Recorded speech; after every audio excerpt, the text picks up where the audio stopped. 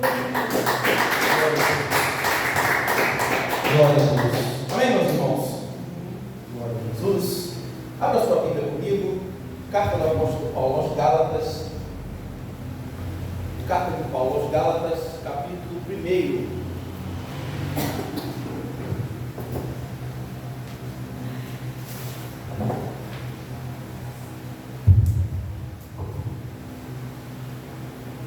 Começaremos hoje uma série de mensagens nas quintas-feiras, doutrinárias, a respeito das cartas do apóstolo Paulo. Começaremos pela carta aos Gálatas, bem baixinho, por favor. Sentado mesmo, tá? Você pega tem 24 versículos, então vai se tornar em padrão, meus irmãos. Vamos sentar mesmo. Todos acharam?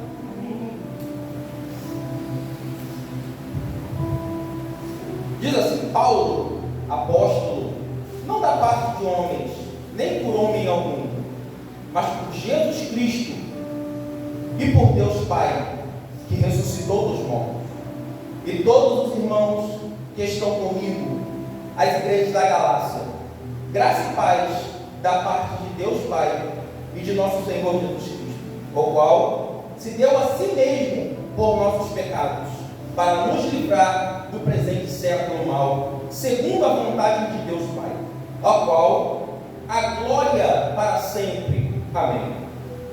Maravilhe-me de que tão depressa passeis daquele que vos chamou a graça de Cristo para outro evangelho, ao qual não é outro, mas há alguns que vos inquietam e querem transformar o evangelho de Cristo.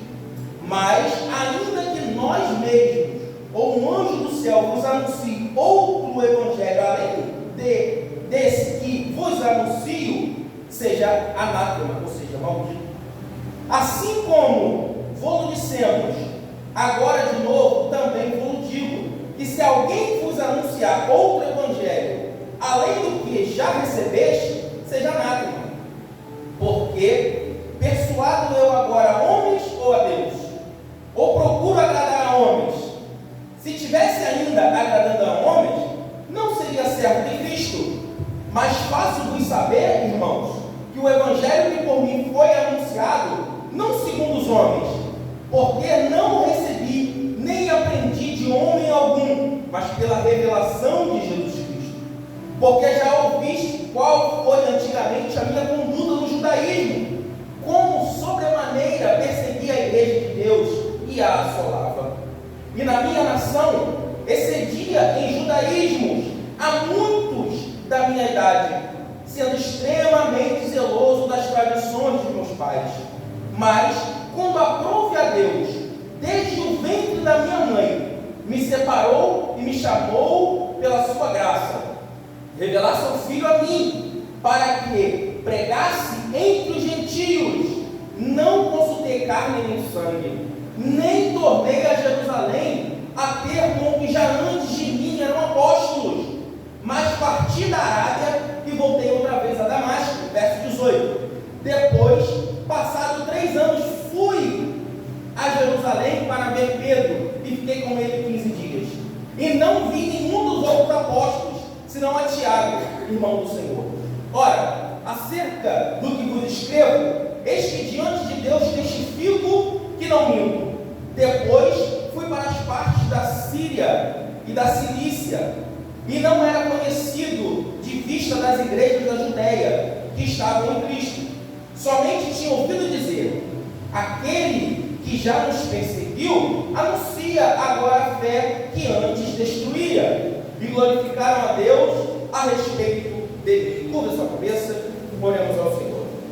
Amadíssimo e eterno Deus, queremos nesta noite louvar o Senhor e te agradecer por esta oportunidade. Peço, Senhor, abra os nossos corações, aguça os nossos ouvidos para aquilo que o Senhor tem a realizar e falar através de nós nessa noite. Seja com cada um de nós, em nome de Jesus. Meus irmãos, essa noite nós começaremos a estudar aquela que foi a primeira carta escrita e endereçada pelo apóstolo Paulo.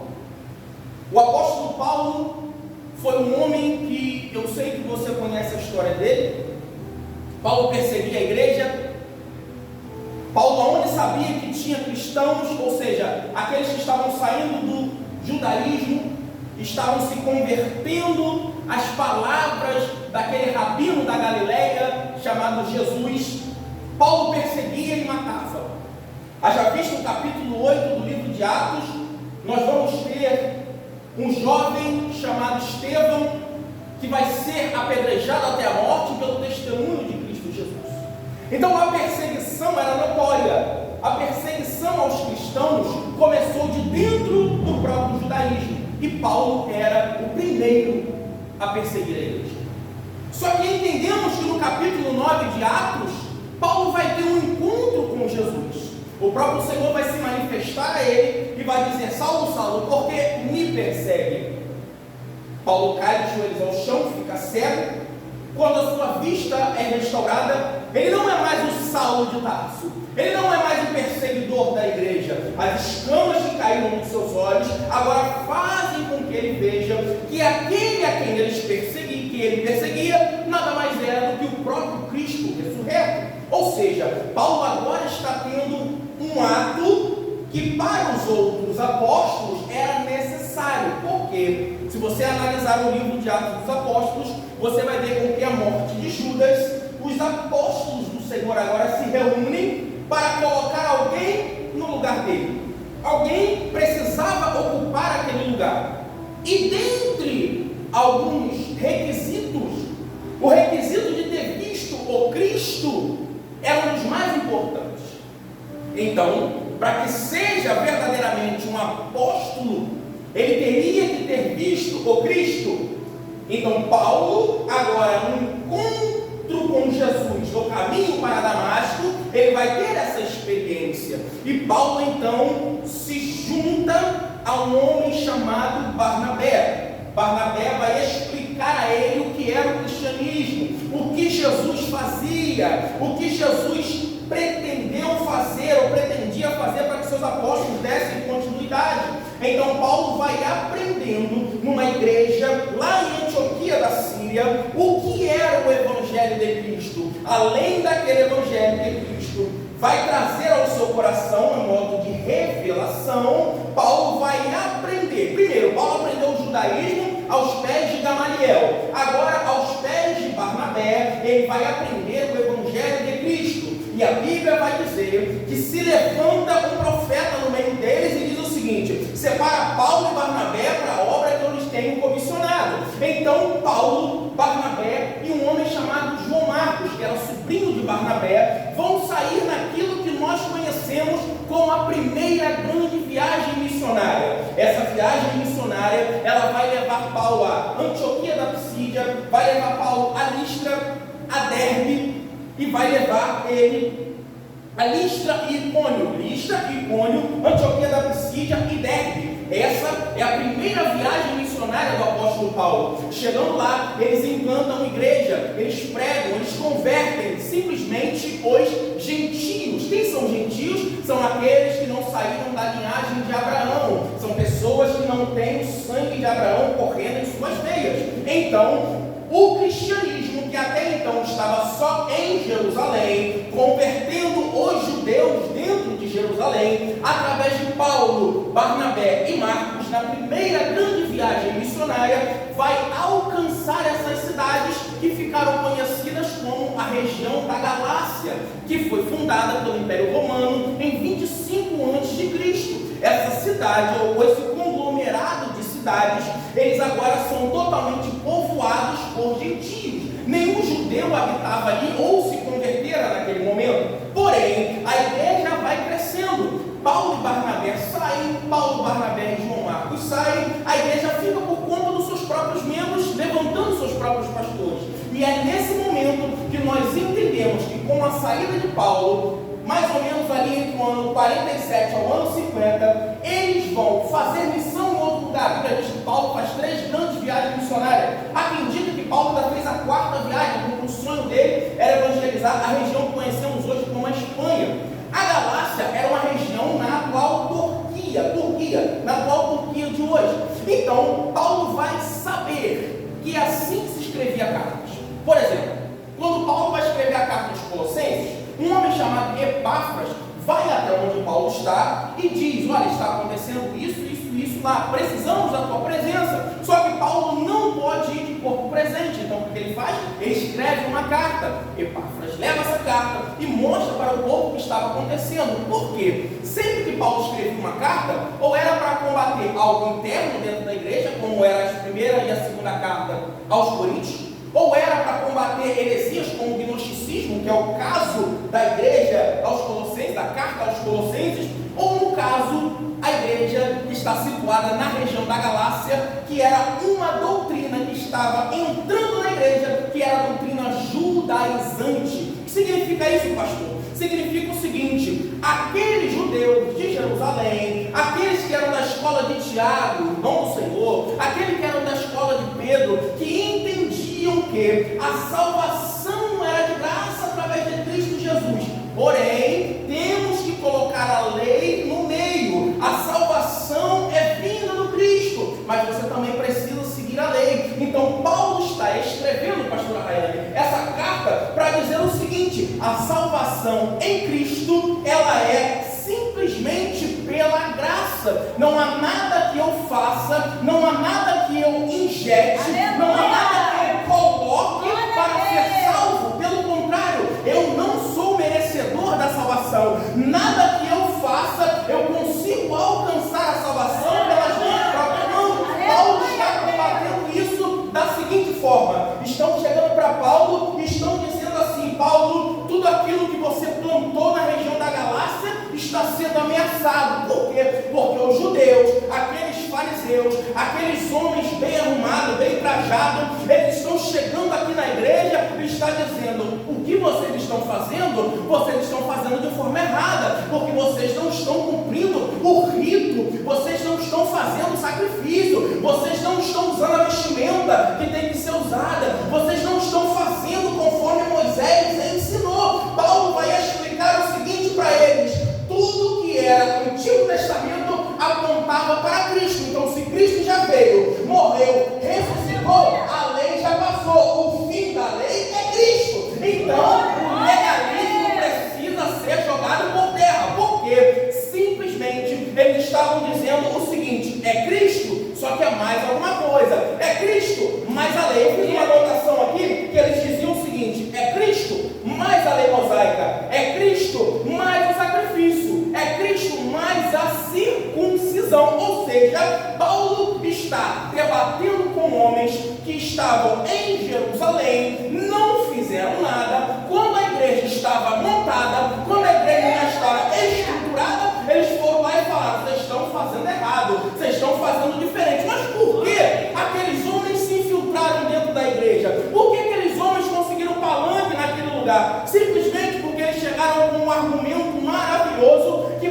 Paulo vai nos revelar no versículo 1 do capítulo 1. Preste atenção. Paulo vai dizer o seguinte: olha, Paulo apóstolo, não pela parte de homens, nem por homem algum, mas por Jesus Cristo. Paulo está dizendo o seguinte: chegou a informação até a mim, você vai dar glória a Deus agora. Paulo está entendendo que aqueles judeus lá de Jerusalém perderam tempo para ir dentro da igreja da Galácia. Está dizendo assim: quem foi que implantou isso aqui? Foi Paulo. Qual Paulo? Aquele que perseguia a igreja? Esse mesmo. Aquele que largou o judaísmo? Esse mesmo. Então, deixa eu dizer uma coisa para você: Paulo não tem moral nenhuma. Você sabe quem realmente é Paulo? O burburinho começa. Aleluia! O burburinho começa. Você sabe que Paulo não é isso tudo? Você sabe que Paulo tem os defeitos dele? Você sabe que Paulo está abolindo a lei de Moisés? Paulo, sendo judeu, está dizendo para ninguém circuncidar. E Paulo já havia explicado: a circuncisão é no coração, não é na carne. Só que os judeus, eles estão dizendo o seguinte: o que importa é a aparência, o que importa é mostrar que é, o que importa é mostrar que é alguma coisa. Quando Paulo está dizendo: não importa mostrar, tem que ser, é essência.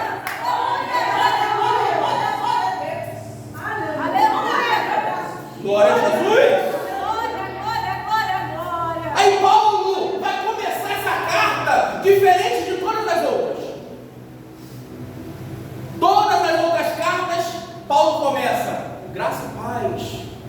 Graça, paz e misericórdia da parte do Senhor.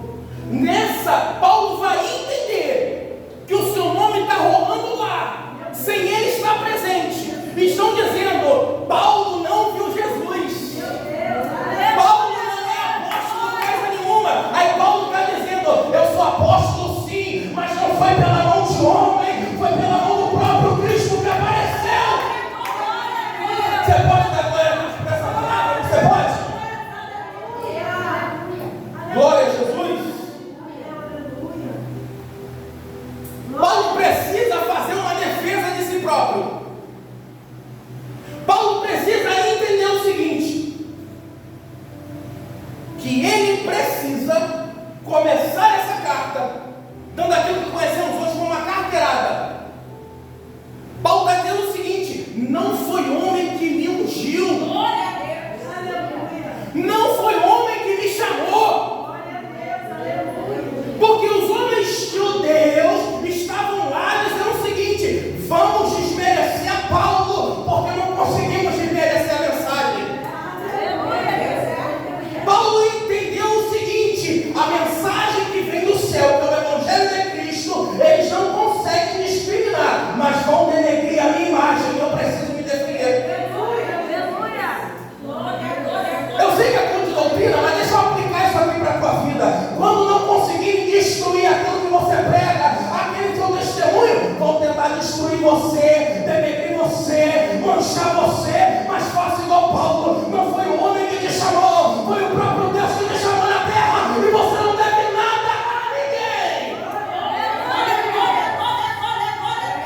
Oh, glória!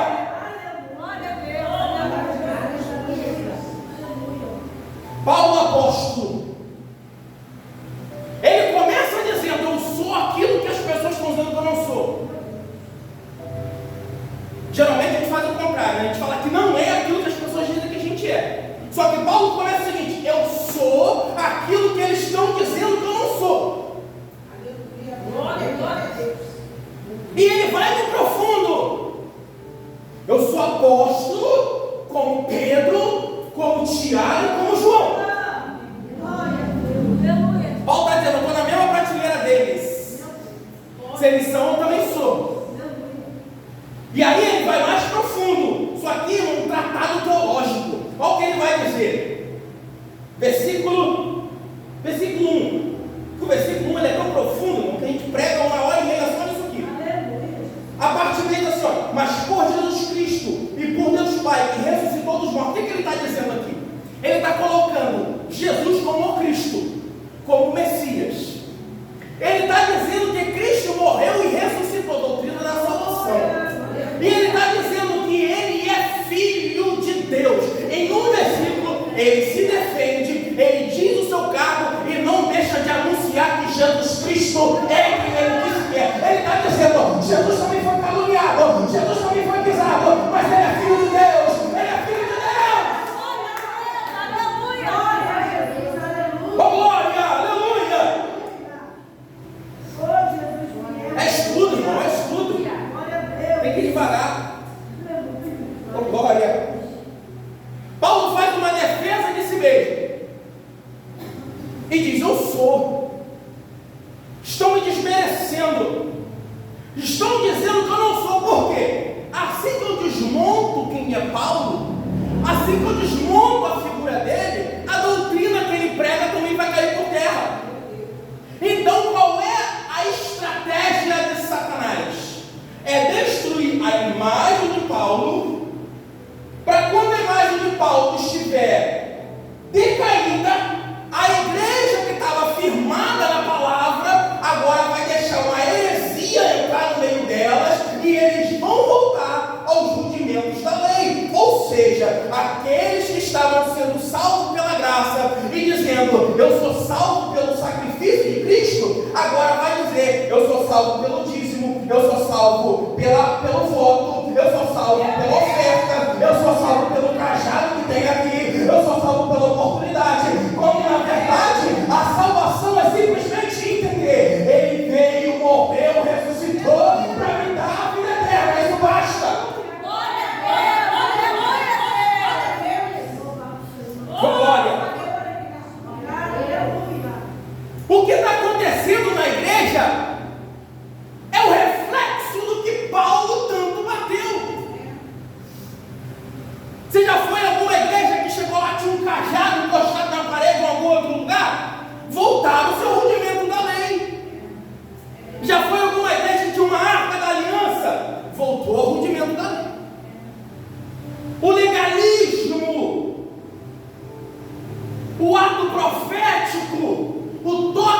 sofá, isso é tudo judaísmo.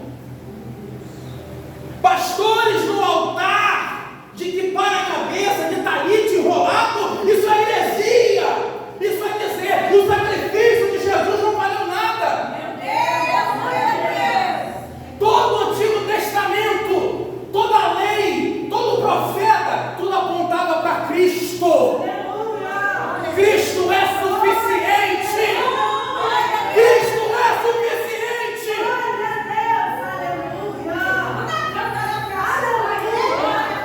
Da glória. Eita glória.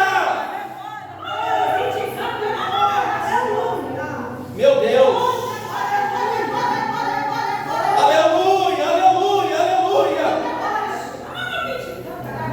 Satanás sabe o seguinte, cara. Se eu denegrir a tua imagem, eu consigo entrar. Se eu conseguir denegrir a tua imagem, Rayane, ele consegue entrar. Vilma, se ele denegrir a imagem, ele consegue entrar. É por isso que não podemos permitir que Satanás entre e faça arruaça. Aqui não, aqui é graça, a glória de Deus é suficiente. Aleluia.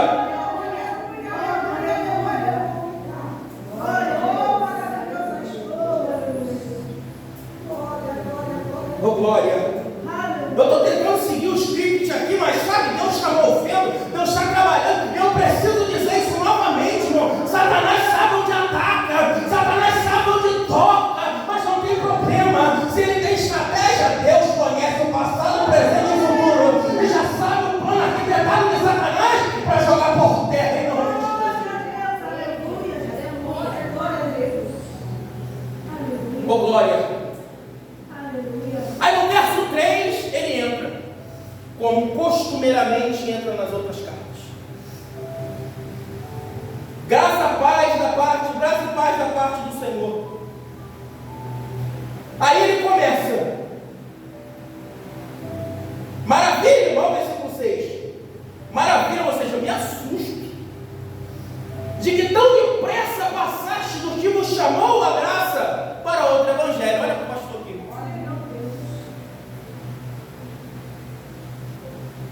Imagina um culto como esse, para a glória de Deus. Temos oração, temos palavra. Você sabe, Rani, que ainda tem gente que não fica satisfeito, porque está precisando sempre de algo, está precisando sempre de um artifício. Aqui você não vai ter artifício. Glória a Deus. Aqui, se Deus quiser mover o negócio, vai mover. Se não mover, vamos dar glória a Deus do mesmo jeito. Se virar, virou, irmão. Se não virar, a gente vai continuar dando glória a Deus. Evangelho é isso. É entender que um dia a gente vai glorificar e nada vai acontecer. E a gente vai para casa da mesma forma. Glória a Deus. Paulo está dizendo, eu estou escrutado, que eu preguei para vocês, eu ensinei a vocês, e veio alguém de fora e introduziu algo e vocês aceitaram de boa. Paulo está dizendo, tem alguma coisa errada, ou em vocês, ou em mim. Porque eu tive com vocês, ensinei o Evangelho, aquele Evangelho que eu recebi do Senhor, não de homem algum. E agora vocês estão deixando qualquer um chegar, empurrar goela abaixo de vocês, heresia. Sabe o que é isso? A gente gosta só do oba-oba, mistério, glória a Deus, poder. Poder é bom, irmão, é maravilha, mas ser centralizado na palavra é melhor ainda. Quando você é centralizado na palavra, alicerçado, vento de doutrina não te leva, heresia não te leva, cansaço não te leva, desilusão não te leva, depressão não te leva. Por quê? Tu está alicerçado na palavra dele. Verso 7. O qual não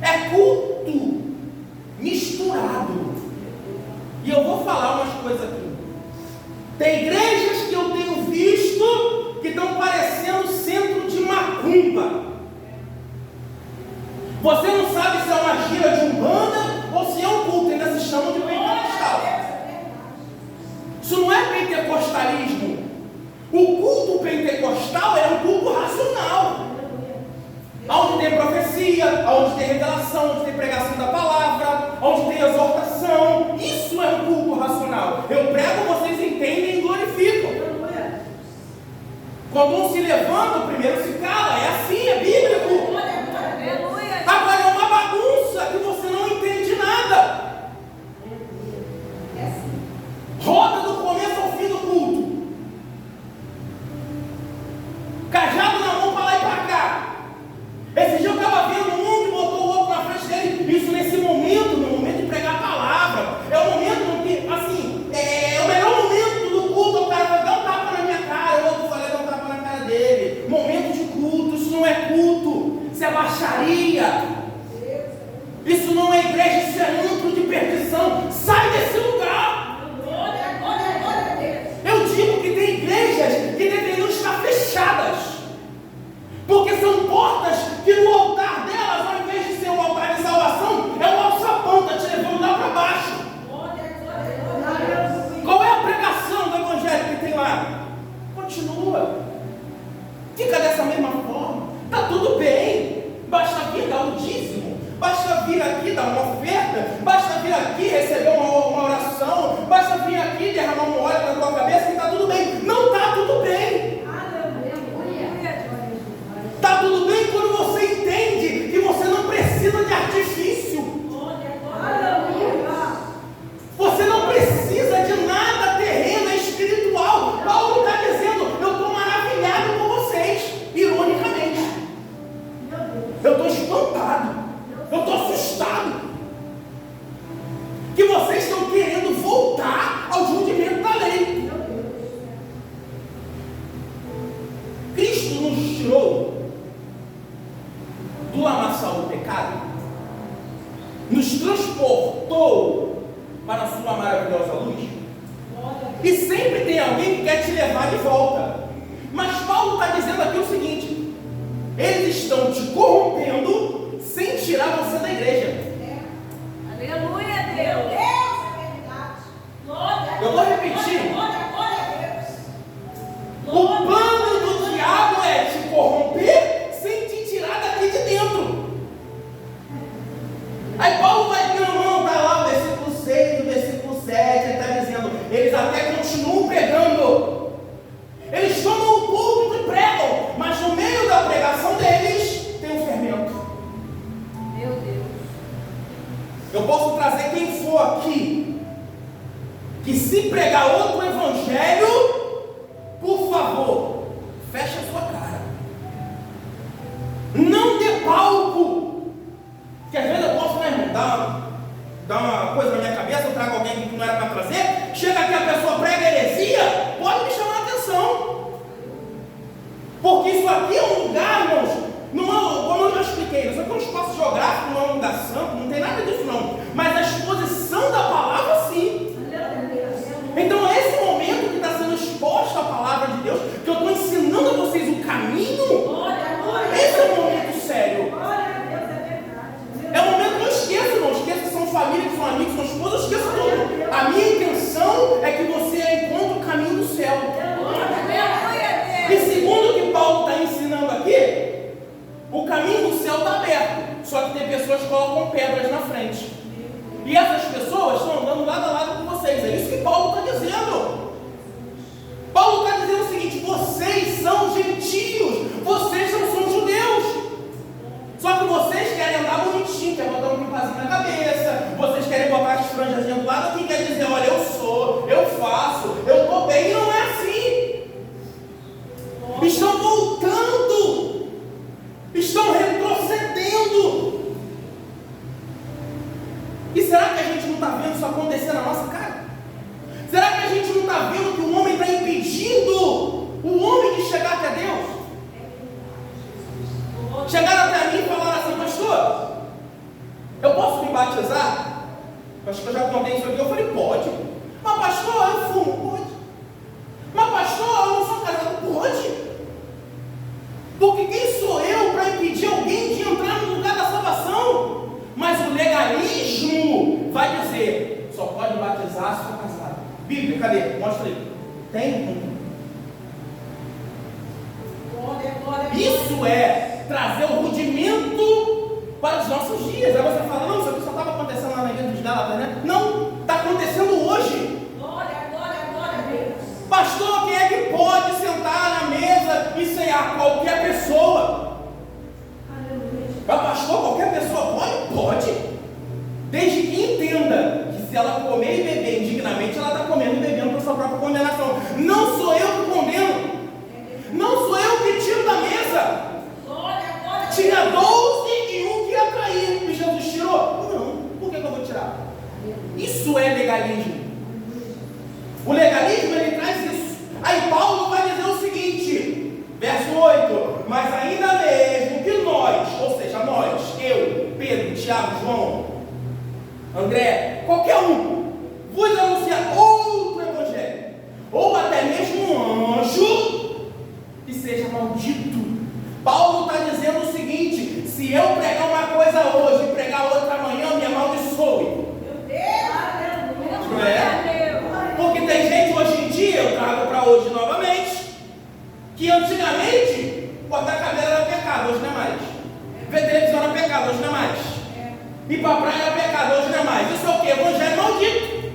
Porque cobrou lá atrás, hoje mudou a pregação. Sabe por que muda a pregação? Sabe por que a pregação muda? Para encher a igreja. Eu mudo a pregação para você não ir embora. Aqui não. Aqui é sim, sim ou não. Sim, sim, não, não. Eu não vou mudar a pregação para agradar ninguém. Eu não vou mudar aquilo que Deus colocou como regra para agradar seu ninguém. Se a Bíblia manda seguir o caminho, eu vou falar segue. Eu vou falar não vai. Porque eu não posso mudar o discurso segundo cada pessoa. Não, isso aqui serve para cá, mas isso aqui para cá eu não sei. Não, isso aqui serve para cinema, isso aqui não serve para Vilma não. Por quê? Senão vai entristecer. Irmão, eu não estou preocupado se você vai entristecer ou não. Eu não estou preocupado se você vai fazer bico ou não. Eu vou pregar a verdade. Eu vou pregar o evangelho. O que é o evangelho? O que Paulo está dizendo? Você não precisa de artifício. Você não precisa de nada para te mover. Porque o que é ensinado? Eu oro quando eu sinto vontade. Não. Eu canto quando eu sinto vontade. Não. Eu prego quando eu sinto vontade. Não. É fazer quando não sente vontade.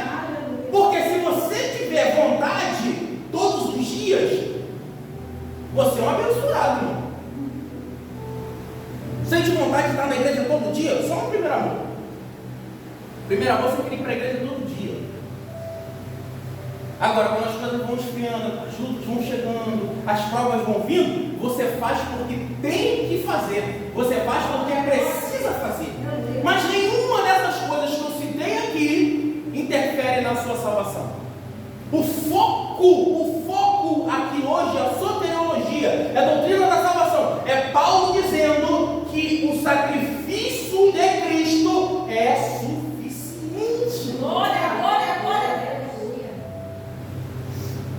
Levar uma vida santa na presença de Deus, ou orar muito, ou se consagrar, subir monte, isso não traz a salvação. Porque ele está confundindo as coisas. A gente acha que faz, a gente se torna merecedor daquilo. E nós não somos merecedores. A graça de Deus é que nos alcança.